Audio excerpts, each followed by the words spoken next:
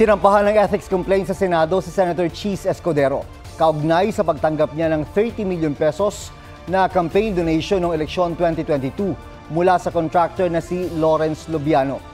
Binigyan din ng abogadong tumatayong complainant na nilalagay ng ganitong gawain sa panganib ang integridad ng institusyon. Nauna lang sinabi ni Lubiano, ang presidente ng Centerways Construction and Development Incorporated, sa pagdinig sa Kamara na galing sa sarili niyang pera at hindi galing sa kumpanya ang donasyon. Inilagay rin daw siya ni Escudero sa kanyang Statement of Assets o Statement of Contributions and Expenditures o SOSE bilang campaign donor. Sa ilalim ng Omnibus Election Code, hindi maaaring magbigay ng kontribusyon para sa partisan political activity ang mga may kontrata sa gobyerno.